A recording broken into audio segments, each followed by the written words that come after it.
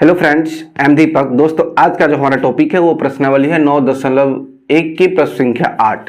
दोस्तों, इससे पहले की वीडियो में हमने प्रश्नावली 9.1 के प्रश्न संख्या 1 से 7 तक की वीडियो बनाकर अपलोड कर दिया है। उम्मीद करते हैं कि आप देखे भी होंगे दोस्तों। तो दोस्तों, अभी तक हमने 7 तक की वीडियो बनाया है। उसके सफर में हमने यह पाया है कि इस तरह के सवाल में 3 चीजें कॉमन होती है जो कि हर एक सवाल में अप्लाई होता है। रूल्स यानी कि नियम 3 कॉमन होती है उसमें, जो कि मैं हर एक वीडियो में बताता हूं। और दोस्तों, बताने के क्रम में यानी कि समझाने के क्रम में, व्याख्या करने के क्रम में यह वीडियो थोड़ा लंबा हो जाता है, तो इस वीडियो को स्किप मत कीजिएगा, आप अंत तक बने रहेगा। मैं उम्मीद करता हूं कि आपको सबसे बेस्ट क्वालिटी मिलेगी और आप इस सवाल को अच्छी तरह से समझ पाएंगे। और जब सवाल समझ जाएंगे तो बहुत कम समय आप सवाल को सॉल्व कर देंगे। तो दोस्तों, यहां पर ये 3 कौन चीज कॉमन है उस चीज को हम समझाने जा रहे हैं। सबसे पहला है किस तरह के सवाल को आप अच्छी तरह से पढ़े, 2 बार 3 बार 4 बार, जितना बार पढ़े उतना बार समझ जाए, यानी कि समझ जाए उतना बार निश्चित रूप से पढ़े। यदि आप एक बार में पढ़ के समझ जा रहे हैं तो अच्छी बात है, 2 बार में नहीं तो 3 बार में पढ़ के समझिए। और समझने के बाद उसका फिगर ड्रॉ कीजिए। पहला स्टेप यह है कि सवाल को पढ़ेंगे, उसके बाद फिगर ड्रॉ करेंगे, और जब फिगर ड्रॉ हो जाएगा तब हमारे पास समस्या आएगा कि हम किस सूत्र का इस्तेमाल करेंगे। उसके बाद जब सूत्र का इस्तेमाल कर देंगे तो हमें मान सारणी याद करना होगा, यानी कि साइन कॉस टैन का जो मान होता है 0 से लेकर 90 डिग्री तक, वो मान सारणी हमको याद करना होगा दोस्तों। उसके आधार पर ये सवाल सब बनेगा दोस्तों। तो आइए, सबसे पहले हम इस सवाल को पढ़ेंगे और पहला स्टेप करेंगे, सवाल को पढ़कर हम फिगर को ड्रॉ करेंगे दोस्तों। हमारा सवाल कहता है कि एक पेडस्टल के शिखर पर 1.6 मीटर ऊंची एक मूर्ति लगी है, यानी कि एक पेडस्टल है इतना हाइट का, उसके ऊपर एक मूर्ति लगी है जिसकी हाइट है 1.6 मीटर है दोस्तों। मूर्ति लगी है भूमि के एक बिंदु से मूर्ति के शिखर का उन्नयन कोण 60 डिग्री है, यानी कि भूमि के जगह को एक बिंदु लेते हैं, वहां से मूर्ति के शिखर का उन्नयन कोण कितना है 60 डिग्री। यहाँ जो कोण बनता है, यह वाला झुकाव, यह वाला कोण, यह कितना है 60 डिग्री है।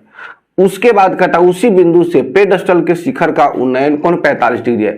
उसी बिंदु से पेडस्टल का शिखर कोण इतना थोड़ा झुक जाएगा, इससे 45 डिग्री हो जाएगा। तो पेडस्टल की ऊंचाई ज्ञात करें दोस्तों।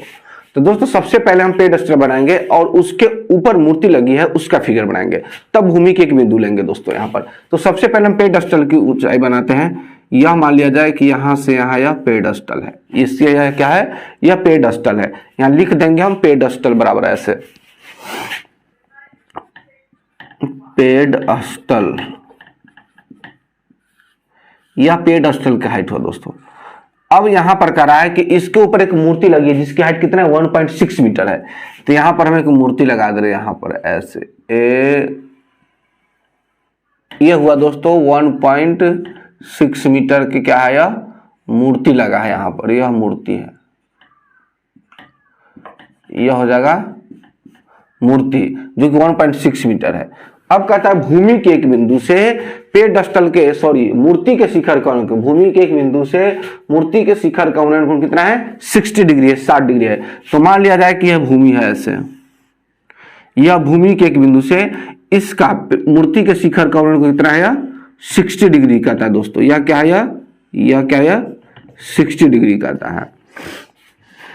उसके बाद कहता है उसी बिंदु से, यह जो बिंदु इसी से पेडस्टल के शिखर का उन्नयन कोण, पेडस्टल के शिखर का उन्नयन कितना है 45 डिग्री है।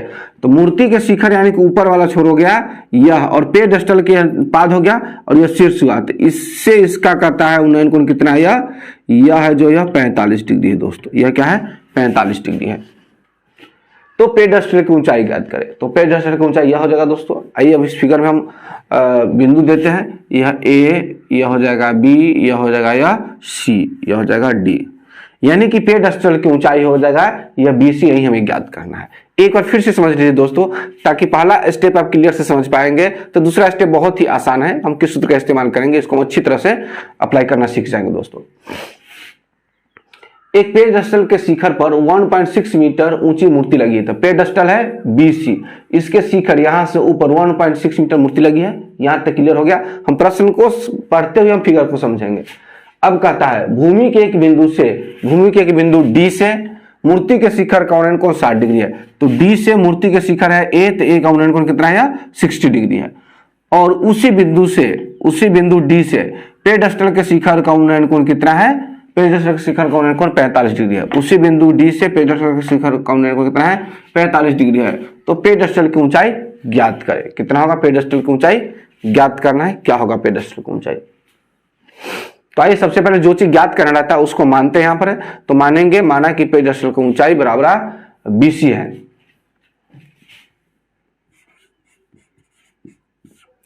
माना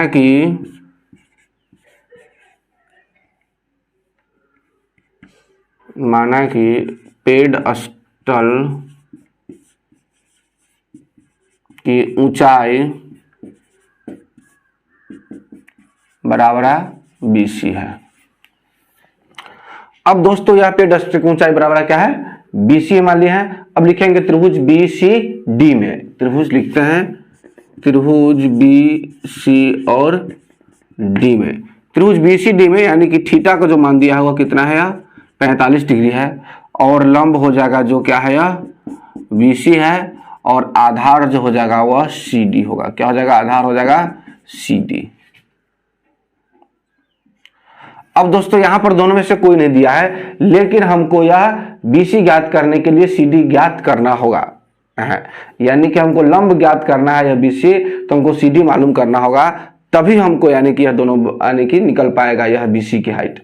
यानी कि तो यहाँ पर इसलिए कि 45 डिग्री है तो BC और CD दोनों बराबर ही आएगा, क्योंकि tan थीटा का 45 डिग्री मान 1 होता है, फिर क्रॉस में गुना करेंगे तो BC बराबर CD आ जाएगा दोस्तों।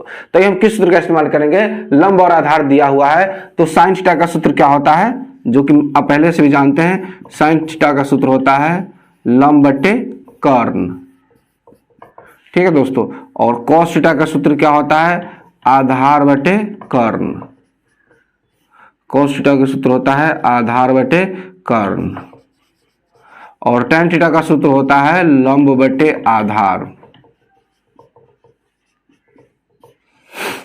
तो दोस्तों अब यहां पर देखिए लंब और आधार दिया है, तो हम बिल्कुल यहां पर साइन और कॉस का इस्तेमाल नहीं करेंगे, क्योंकि दोनों में कर्ण है, और इसमें लंब बटे आधार यानी कि tan थीटा, यानी तो इसका ऑपोजिट जो cot थीटा होता है उस सूत्र का इस्तेमाल करेंगे, तो हमारा यह सवाल सॉल्व हो जाएगा दोस्तों। तो आइए यहां पर लिखते हैं tan थीटा बराबर है लंब बटे आधार, लंब बटे आधार। अब दोस्तों tan यहाँ 45 डिग्री है, थीटा कौन, तो tan 45 रहा, लंब के मान क्या दिया हुआ है, यहाँ पर लंब है BC है, तो यहाँ लिखेंगे हम BC, और आधार क्या है CD है, तो लिख देंगे यहाँ पर हम CD। अब tan 45 मान कितना होता है 1, यहाँ हो जाएगा BC बटे CD। अब क्रॉस मल्टीप्लीकेशन यहाँ पर करते हैं तो CD इक्वल टू हो जाएगा BC, क्या हो जाएगा BC, यहाँ पर यह निकल गया दोस्तों। अब हमें यह पता चल गया कि BC और CD बराबर है, तो दोस्तों हम चलेंगे त्रिभुज AC और D में। ACD में हमको यह पूरा AC निकालना है। आइए लिखते हैं त्रिभुज ACD में, जो कि थीटा का मान दिया है कितना 60 डिग्री दिया है, और लंब दिया हुआ है, क्या लंब दिया हुआ है यहाँ पर है AC, और आधार जो दिया हुआ है यह दिया हुआ है CD।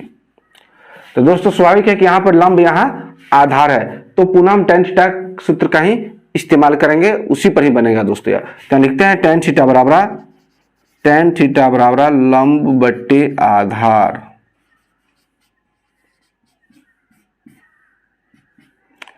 tan थीटा का मान कितना है दोस्तों 60 डिग्री है थीटा का मान, तो 60 डिग्री रख देंगे थीटा का मान, और लंब के मान क्या है AC है, और आधार का जो मान है वह CD है। लंब का मान हो जाएगा AC और आधार का मान हो जाएगा CD। अब दोस्तों इस सवाल को बनाते हुए हम आगे बढ़ेंगे दोस्तों। यहां पर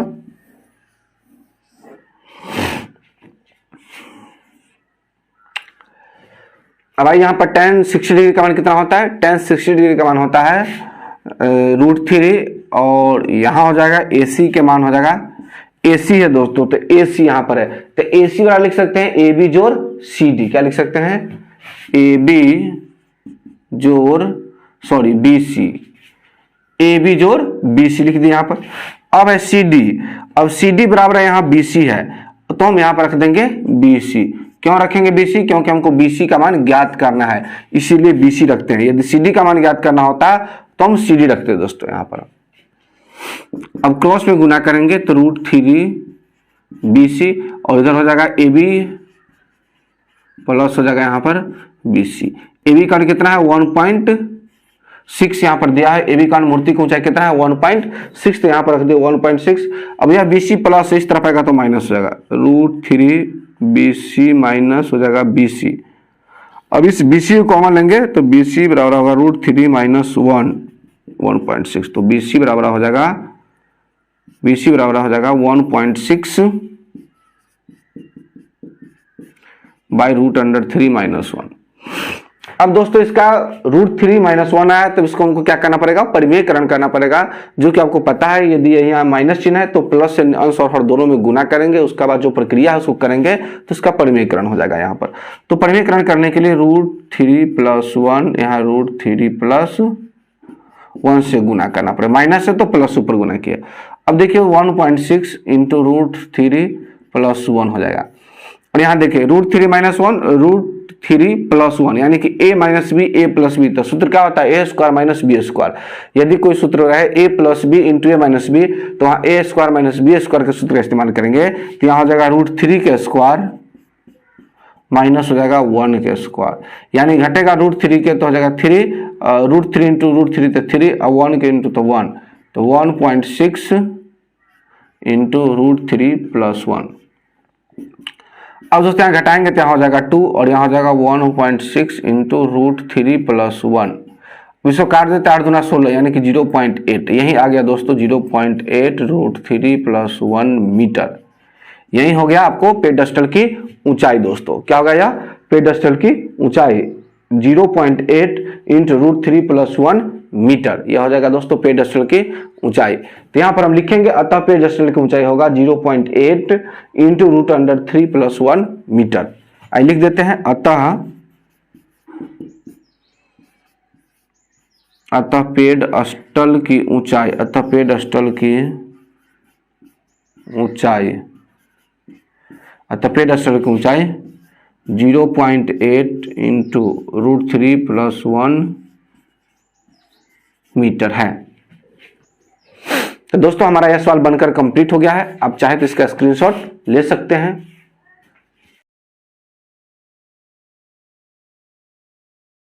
तो दोस्तों उम्मीद करते हैं कि आपको वीडियो समझ में आ गया होगा। अगर आपको वीडियो समझ में आ गया होगा तो एक लाइक कर दे और चैनल पहली बार है तो चैनल को सब्सक्राइब कर देंगे। मिलते हैं एक और वीडियो में, तब तक के लिए दोस्तों जय हिंद।